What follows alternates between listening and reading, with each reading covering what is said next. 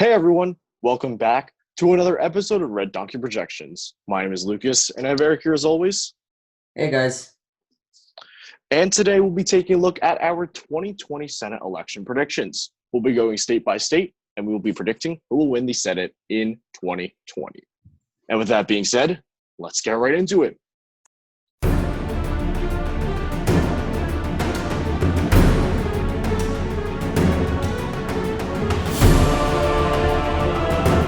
So let's start off by putting out all the safe Democratic states. Most of these states don't need much talking. Oregon, most of the East Coast, with the exception of Maine. New Hampshire, we are putting now as safe. Gene Chicken is doing relatively well in the polls, and the Republicans have not put that good of candidates up here. So we're putting this one as safe from now on. We thought it might be a little bit competitive, but clearly not that much. Minnesota, Tina Smith's seat. We do think this will be safe here. And I believe that is it for all these safe states. Oh, Dick Durbin in the state of Illinois, the minority whip. So we are going to put that one as safe as well.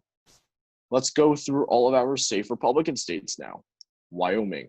We have a retiree here, but this will probably still go Republican. One of the most conservative states in the Union.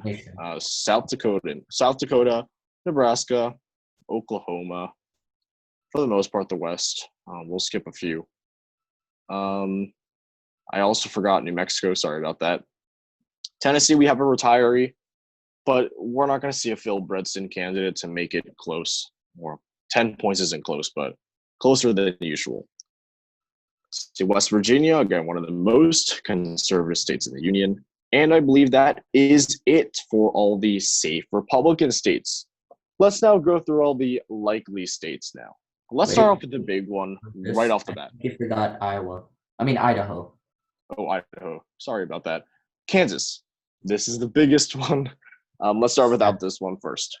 We have been last night actually, and Lucas can go into that later. Yep. So we did live stream last night, the 2020 election primaries. You can watch our live stream. We saw that Roger Marshall defeated Chris Kobach in the Republican primary. It was a pretty big surprise for us. We thought Kobach would do a lot better than how he did. As a result, the chances of Barbara Boyer winning the Senate seat has decreased dramatically. She is a solid candidate. She was a former Republican.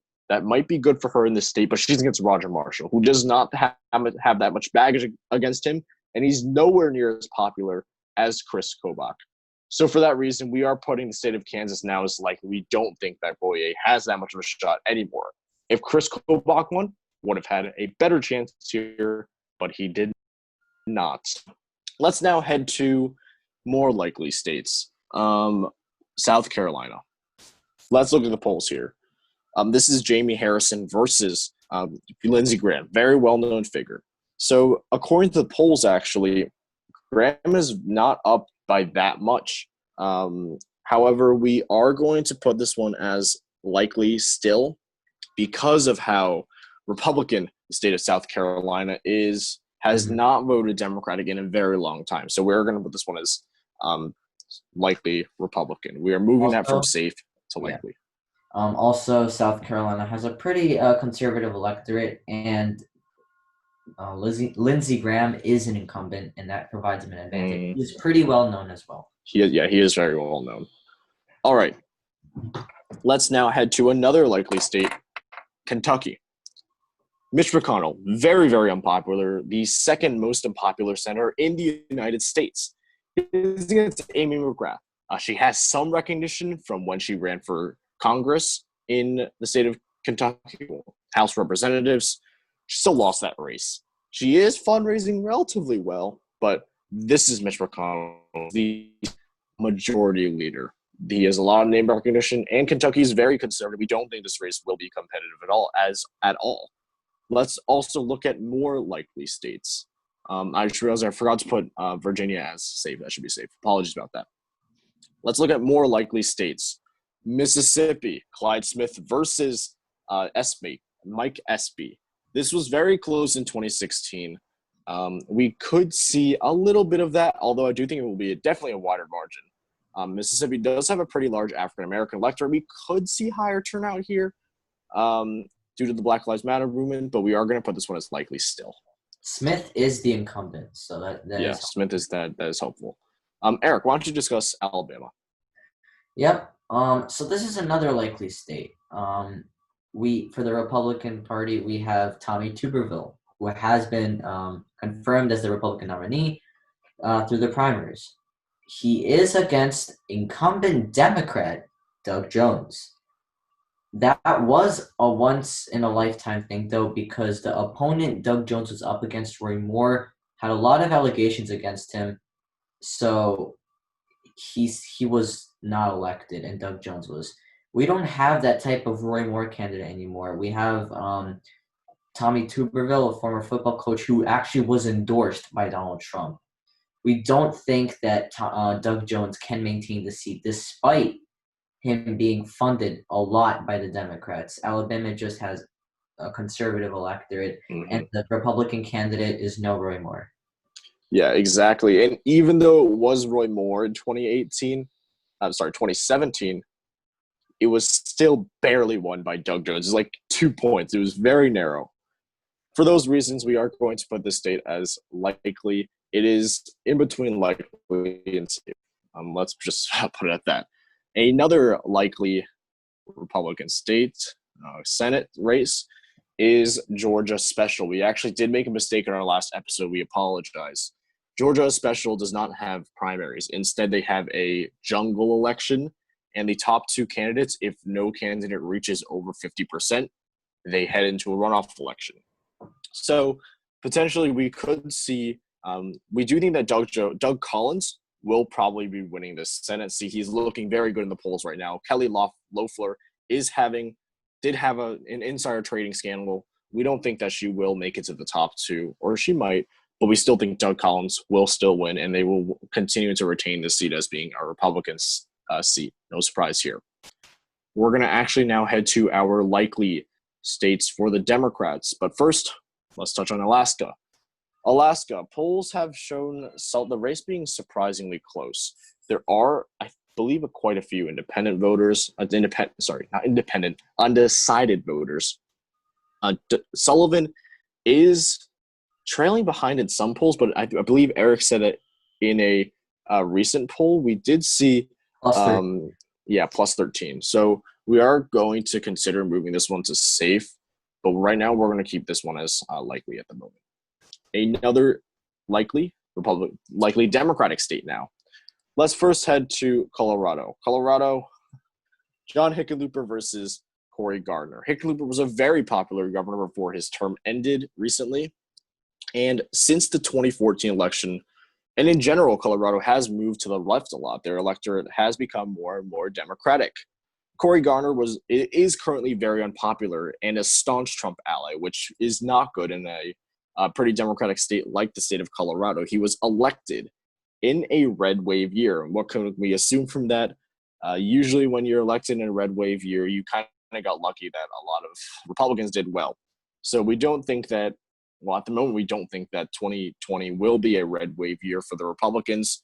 So we do think that the state will be a likely race for John Hickenlooper because he is a former governor, has a lot of name recognition. He even ran for president in 2020, dropped out pretty early, but he's well-known candidate that we do think will defeat incumbent Cory Gardner. Let's also now, let's head to Michigan first. Yep. Personally, I'm about to put this one as safe, but we're going to keep this one as likely for now because polling does show, Peters is up by a decent margin, but we're going to keep this one as likely. Actually. Plus 12, yeah. Decent, but not yet safe. His opponent is John James. He is known a lot for running in 2018, coming relatively close to defeating the incumbent, but did not win at the end of the day. So we do think that Peters will retain this seat.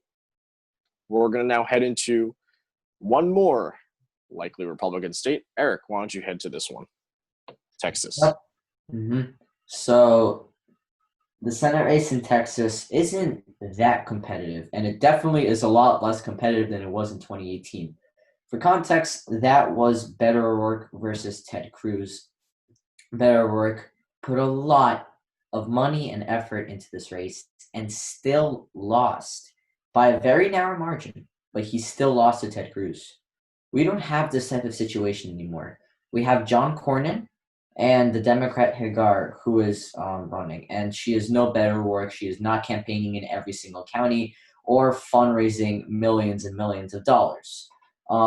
Polling does show Cornyn up +6. Maybe some outlier polls are a bit lower, but for the Senate race, we do feel like John Cornyn does have it, and Texas is going to be a likely.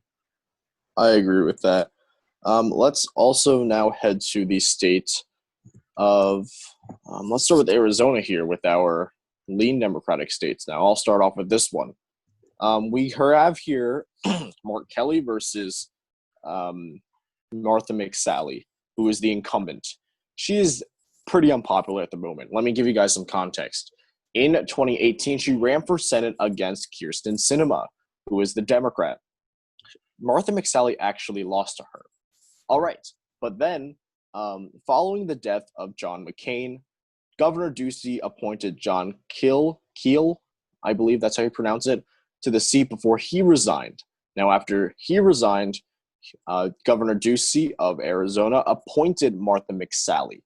That was not a good choice. She lost an election, and you're appointing her to the seat again. So she is pretty unpopular right now.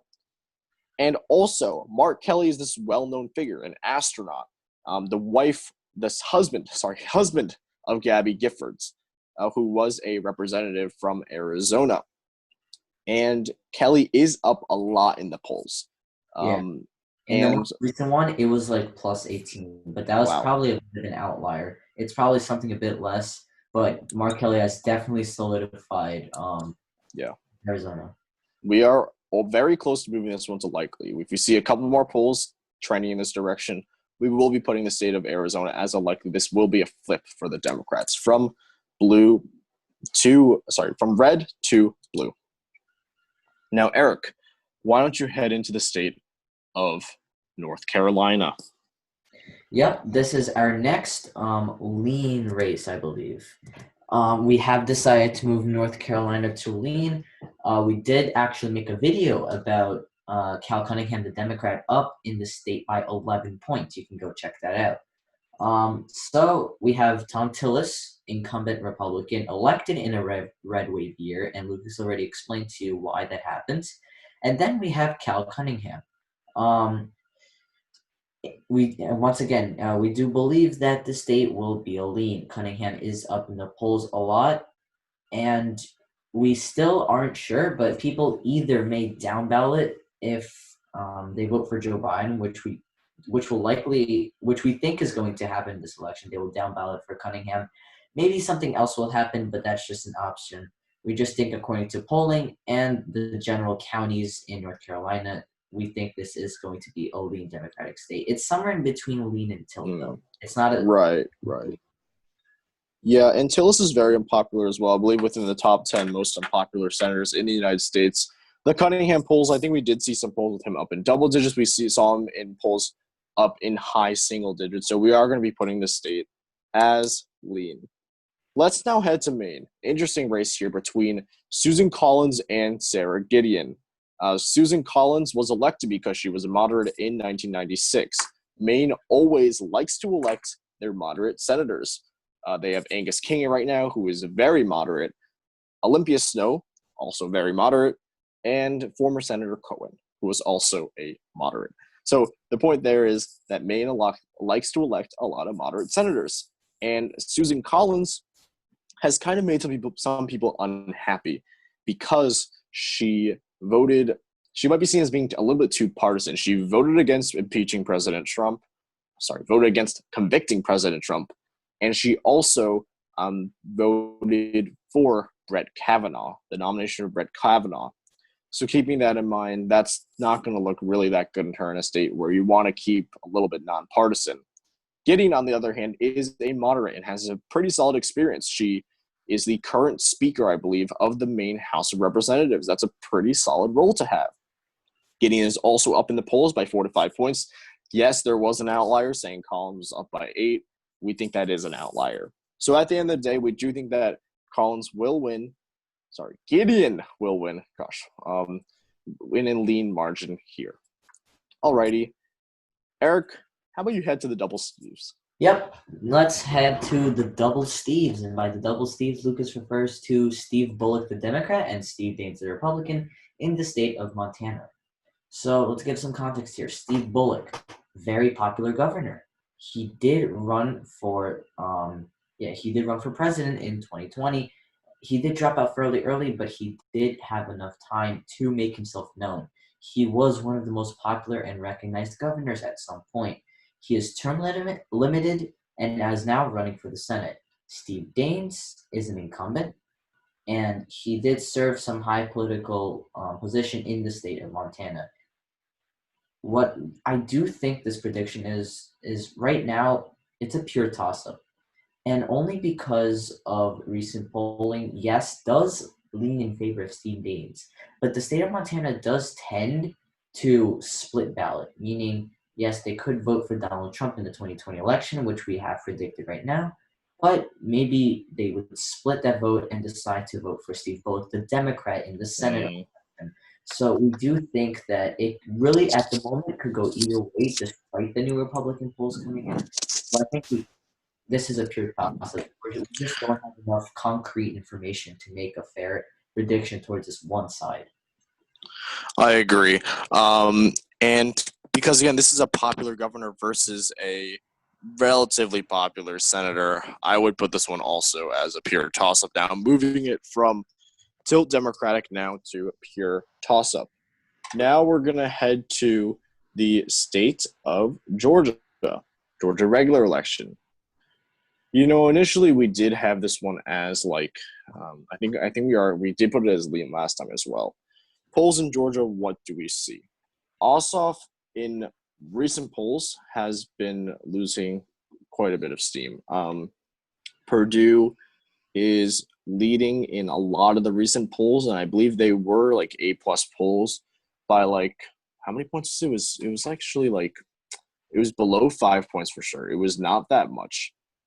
But we do think that looking at this pattern, if this pattern does seem to continue, we do think that we will also put this one as lean as well because they were A+ pollsters. We got to keep that in mind.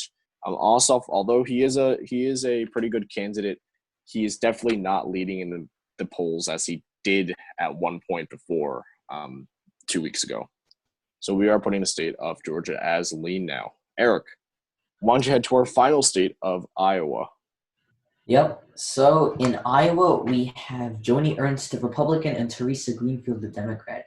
We did in our last race put Iowa as a tilt Democrat. Leaning tilt D. Tilting. Wait, no. Let me rephrase that. We did put Iowa as tilt D. Right now, I think that's changed because Ernst is leading in the polls and her results are consistent. Iowa is this type of battleground state. Yes, it did vote for Donald Trump, but the Senate race is a lot more competitive than that. Polls are actually back and forth, but just now did Joni Ernst kind of retain her lead. So I also really can't make a decision on the state along with Montana. I think it's best to leave it as a pure toss-up. Maybe next prediction we will change something. I agree with that completely. So looking at the map right now, it is a 50-48 split. What happens here? So the Democrats, we do think, will take the majority, and the reason for that is because Joe Biden, we do project, will become the next president of the United States. In the United States, the tie-breaking vote in the Senate is the vice president, who at the moment does look like it might be Kamala Harris, Susan Rice, one of those women. So what would happen is 50-50 tie. The vice president breaks the tie. Joe Biden looks like he's going to win. Looks like it will be a Democratic majority this November. And that's the end of the video for today. Thank you all so much for watching. If you like this episode, please hit the like button. If you like our content, please hit subscribe. We'll see you in our next episode tomorrow. See ya.